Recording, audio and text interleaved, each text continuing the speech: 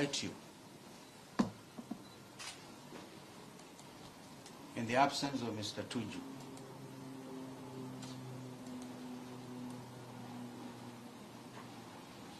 not to proceed in any manner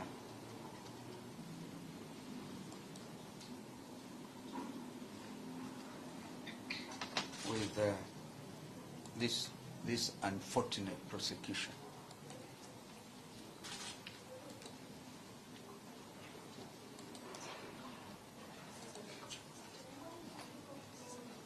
I'll invite Council Hero. Oh, you go first? Okay. Just organize yourselves so that It's all right, I think. For purposes of, I think, to make the proceedings as easier as possible for the court and for the prosecutor, I think the request could be simple in terms of way forward. In fact, before that way forward, Your Honor, to complete that record, yes. I remember Let's pleading do it here. one at a time, Yeah. even just for hygiene of my Yes, indeed. okay. Indeed. I remember pleading with the police officers to allow Mr. Tuju to be rushed to hospital.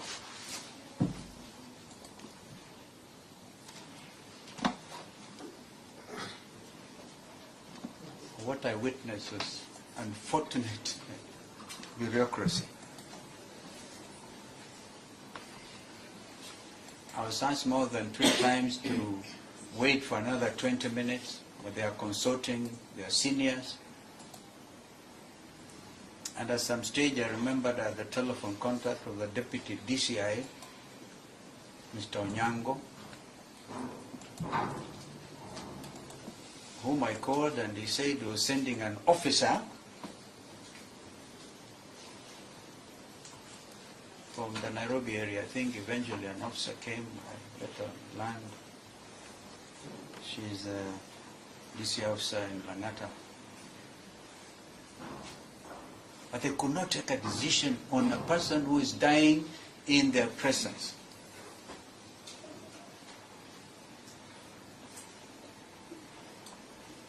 And I suggested to them, now why don't you take even the policemen who are in the Bacalo, are they called Bacalovas?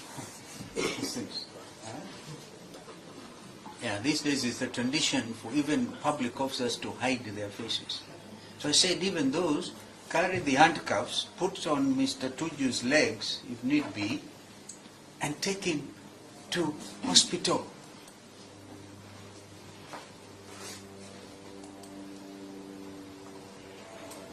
That request,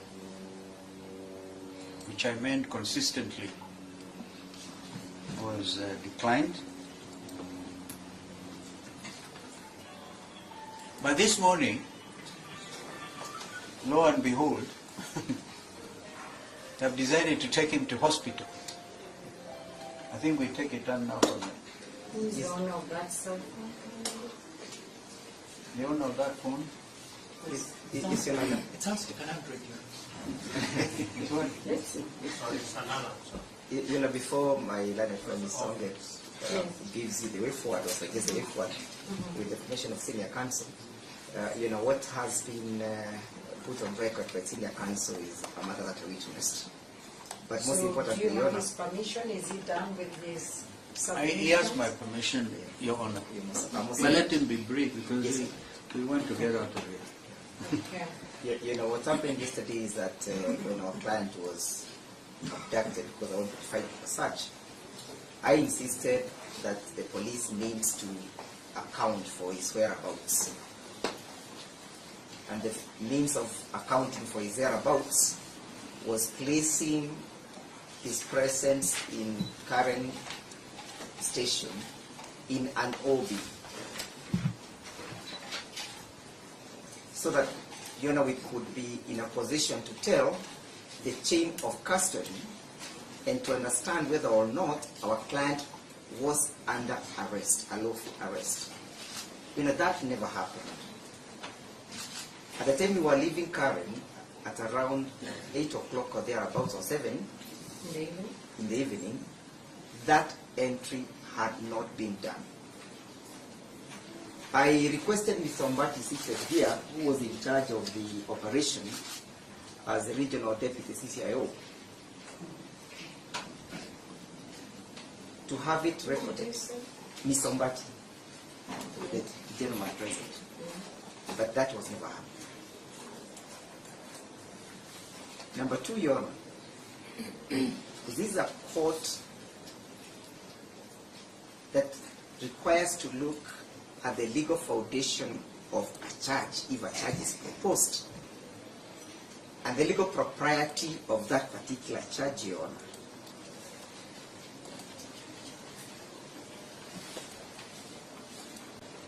Yes. As we look at the way forward, Your Honor, when an accused person who was in the custody of the state is not before court, Your Honor, my mind informs me that there cannot be a charge before you.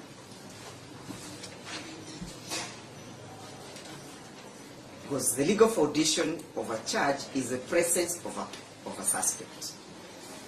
In the absence of the suspect, there cannot be a charge whatsoever. And that is to say, Your Honor, even the proposal for deferment of a charge will not have any legal basis for that deferment. Because you are deferring a charge that is relating to an individual who is before submitted to the jurisdiction of the court, so that the court then can be able to exercise its jurisdiction as against that individual. So in the absence of the accused person, how will this court exercise its jurisdiction?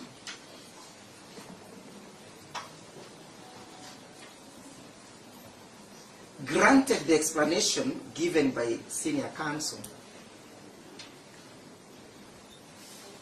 and the information that the person to whom the charge relates is currently hospitalized, courtesy of injuries that accrued from police brutality, Your Honor, I am of the view that the court has no jurisdiction. Because your jurisdiction is drawn from the Criminal Procedure Code.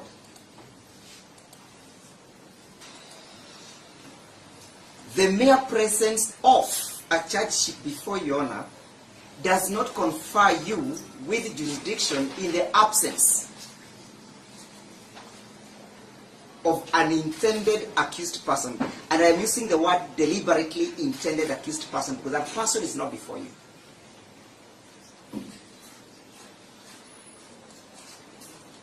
However, be that as it may, and because we have seen the intention of the state to prosecute our client, will equally invoke the provisions of Article 49 in terms of granting our client bail pending appeal. Because there is a charge sheet before you, so there is intention. There is intention. And because I can read my learned friend's mind, you want to allow me to direct you to the same specific provision. It relates to an arrested person. An arrested person has the right to be brought before a court as soon as reasonably possible. H says to be released on bail, on bond or bail, on reasonable conditions pending a charge. That is where I premise my position on. This charge is merely indicative of the intentions to prosecute. And as such, Your Honor, you can invoke the provisions of Article 49, Clause 1H. so that we may secure his freedom as he undergoes his treatment.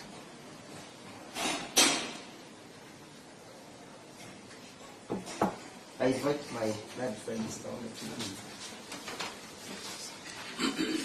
You know, I think my request to the court, I think on behalf of Honorable Tuju, could be simple in this way. It is not in doubt that it is not before you. I can hardly hear you, Mr. Onge. It is not in doubt that Honorable Tuju is not before you, and the explanation has been given. The request we make is this. Consider, Your Honor, allowing that we defer, I'm using the word defer,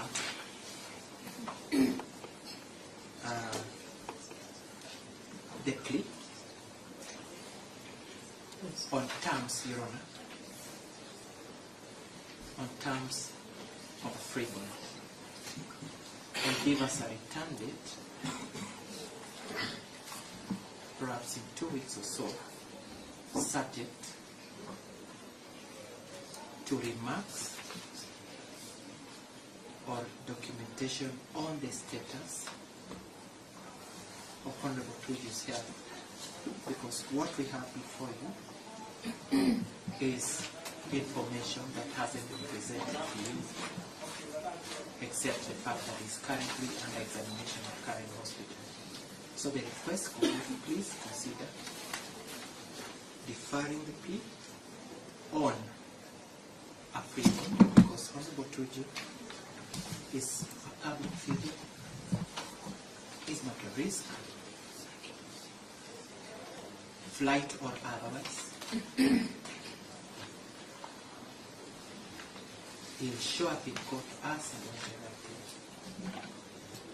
That's the request we make on behalf of Tuju. I think the rest, we should be able to deal with them in his presence. That's all. Any other from defense? Defense, do we have anybody else? Yes, sir. I would like to state that for there to be a charge before you, and this particular charge being proposed is one which should be in persona, but not in rem. And therefore, in the explanation, after the charge sheet, the misleading information must have been given to a person in authority, not in rem, in the way it's been framed. So the charge before you, on the face of it, Your Honor, I submit, is defective, has no basis of law, and should be rejected forthwith.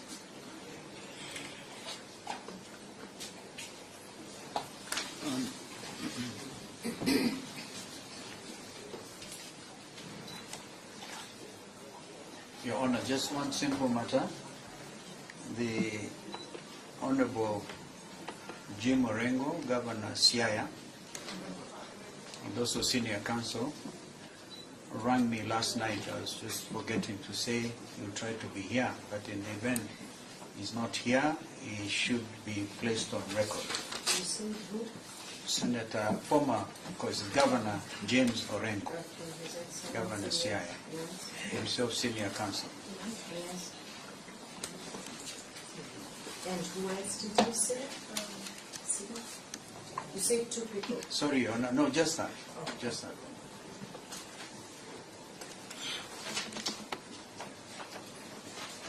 Okay. Defense, are we done with you? Yes. Very many of you were introduced. Are we done with you? No, we are retaining some power for purpose of dealing with Mr. David. All right. Steve is a good man. Prosecution. Until you Thank you very much, Your Honor. I'm sure Mr. Jerry will not need to deal with me. We will go very straight to the point. You know, the jurisdiction of this court has been questioned. Let me address that at the preliminary level. You are told that this court lacks jurisdiction by an absence of an accused person. That's legally misleading and inaccurate. Now, in the CAK authority, which I believe is known to all of us, the jurisdiction of a court is granted by the Constitution or the law. It is not granted by the presence or absence of an accused person.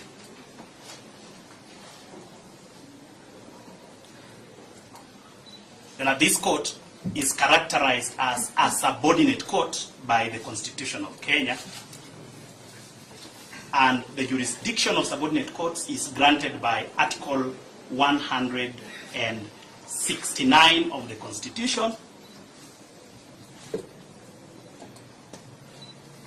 And you know, that particular article of the Constitution is given effect to by the statute called the Magistrates Courts Act 2015.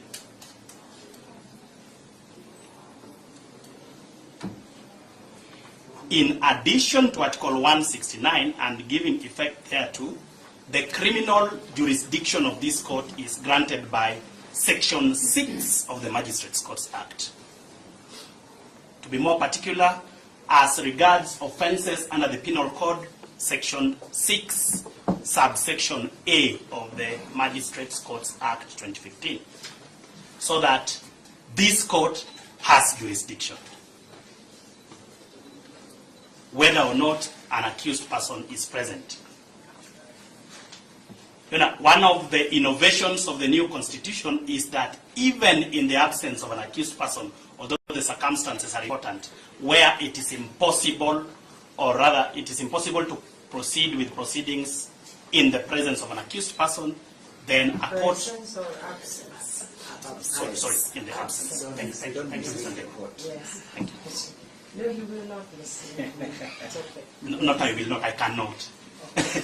I cannot mislead the court. Yes. That one of the innovative inclusions of the new constitution is that a case can proceed even to conviction in the absence of an accused person. Mr. Oruko, as an advocate, what are you doing? Are you an accredited journalist or media person? Is that proper what you're doing? As an officer of this court, you know the rules. Is that proper? This is not just for your data press or anything. What did I say earlier? Mr. Oruko, you're an advocate. What did I say earlier?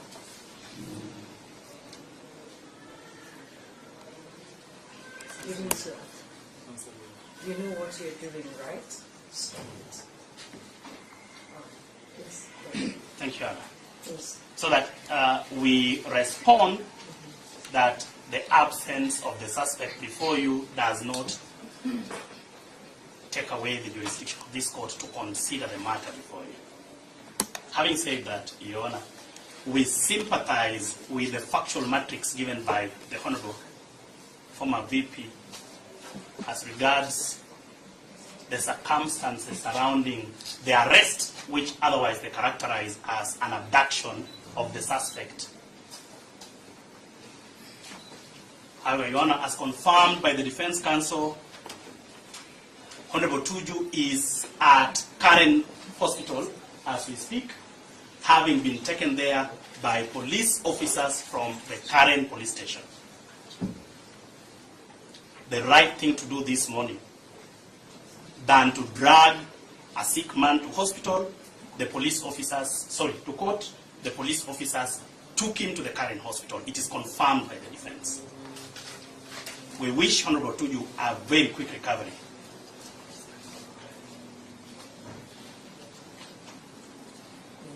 A suggestion has been made without basis, with a lot of respect, without basis, that the charge sheet before you is defective.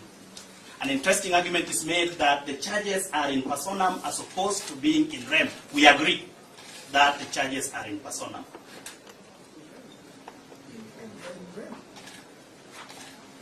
Questioning the defect in the charges cannot happen in the absence of the accused person.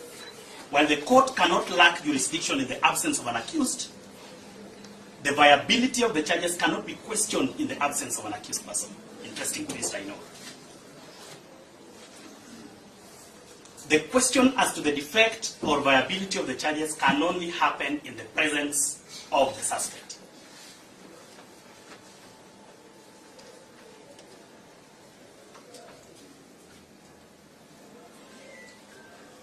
As regards the charge sheet, you've also been told, which ties to the question of jurisdiction, that in the absence of an accused or a suspect, we do not have charges because the validity of charges depends on the presence of an accused. False. False. The validity of charges is based on the Criminal Procedure Code, Chapter 75 of the Laws of Kenya.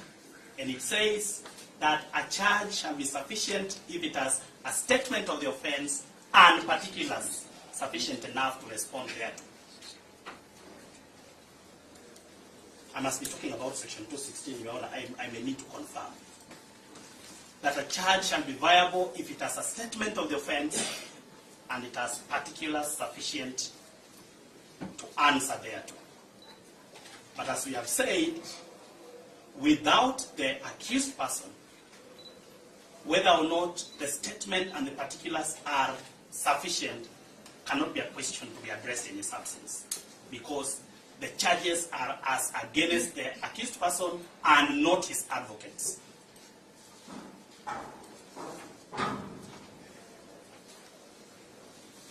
The final point we address is whether or not this court can grant what I think my learned friend has called bail pending appeal in error. No, correct. Oh, it was corrected. Oh, it was corrected. I'm sorry, it was corrected, Your Honor. One Jail pending person charge. can tell him, we don't need to all tell him. They are my friends, I agree. But one can tell him for all the It is not very obvious for Mr. Wiji to make such kind of technical misrepresentations. Deliberate. I withdraw that bit. It was not a misrepresentation. Your Honor, that the accused person in his absence be granted bail.